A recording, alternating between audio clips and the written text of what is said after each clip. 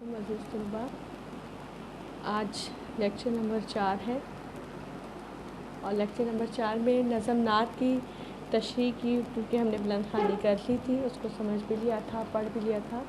अब हम उसकी मशक़ के सवाल को यहाँ पर हल करेंगे उन्वान एराब और तशरीह के उन्वान से। तो इसमें सवाल है, दरअसल अल्फाज पर एराब लगाएँ। तो अल्फाज है हमारे पास आलम। आलम में आइन के ऊपर ज़बर है, लाम के ऊपर ज़बर और मीम साकिन। सुकून सीन पर पेश है, काफ पे पेश वाव साकिन हो गया और नून भी साकिन हो गया। इरफान आइन के नीचे ज़ेर है और रे साकिन है और फ़ा के ऊपर ज़बर है और नून फिर हमारे पास साकिन हो गया है इरफान। मोहब्बत में मीम के ऊपर ज़बर है, हा पर भी ज़बर है और फिर बा के ऊपर तजदीद है, तजदीद के साथ ज़बर है, मोहब्बत और तेज़ साकिन। मंजिल मीम के ऊपर ज़बर नून साकिन और ज़ा के नीचे ज़ेर है, लाम के ऊपर लाम भी साकिन हो गया मंजिल।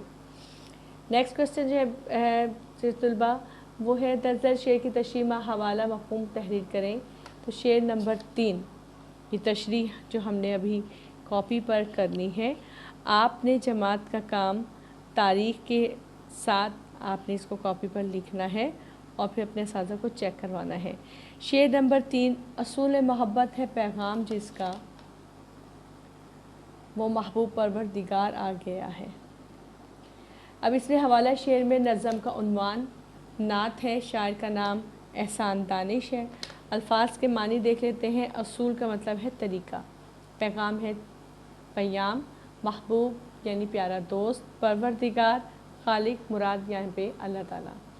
इसका मफ़हूम यूँ है कि रसूल अकरम सल्लल्लाहु अलैहि वसल्लम अल्लाह ताला के महबूब है और उनका पैगाम मोहब्बत है, महब्बत है। तशरीह देख लेंगे कि इस तरह शेर में नात का लफ्ज़ इस नज़म के लिए मखसूस है जिसमें रहमतुल लिल आलमीन हज़रत मोहम्मद सल्लल्लाहु अलैहि वसल्लम की तारीफ़ बयान की जाए।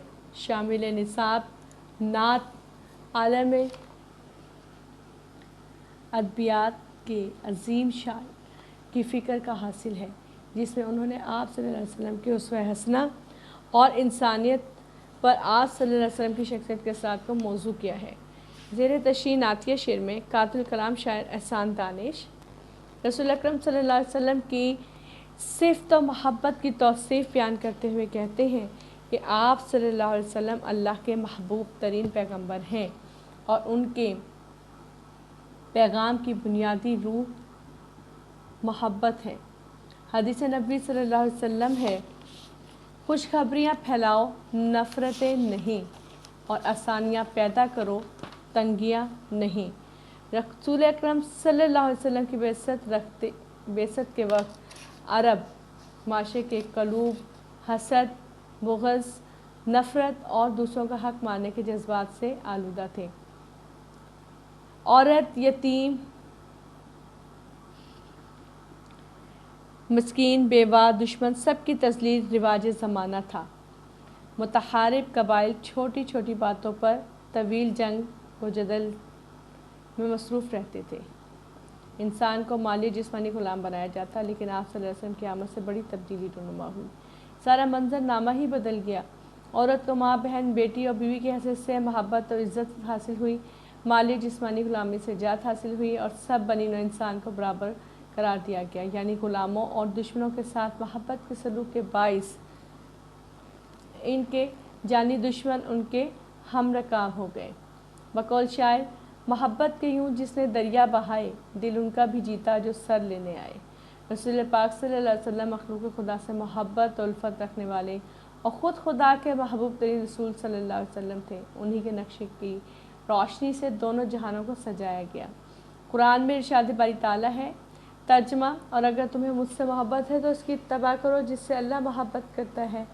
हज़रत मोहम्मद सल्लल्लाहु अलैहि वसल्लम खुदा के महबूब तरीन बंदे और रसूल हैं और आप सल्लल्लाहु अलैहि वसल्लम की वजह से ही ये कायनात तख्लीक की गई।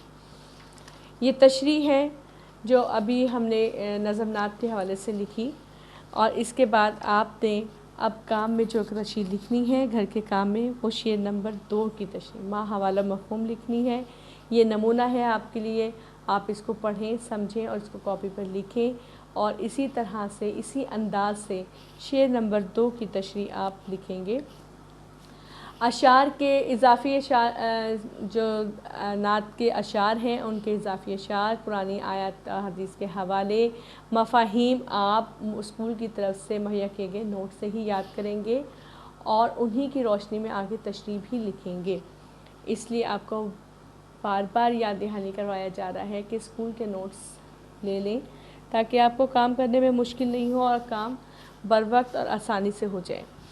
اور آپ نے یہ جو تشریح آپ کو نمونوں کے طور پہ کروائی گئی ہے، دکھائی گئی ہے، اس کو آپ نے لکھنا ہے اور پھر اس کو اپنی پریکٹس میں لینا ہے، اور جو تشریح آپ کو گھر کے کام کے لیے دی ہے شعر نمبر 2 کی، اس کو لکھیں اور پھر اس کو اپنے اساتذہ کو چیک بھی کروائیں۔ ٹھیک ہے، آج کے لیے انشاءاللہ اتنا ہی۔ اپنی دعا میں یاد رکھیے گا۔ اللہ حافظ۔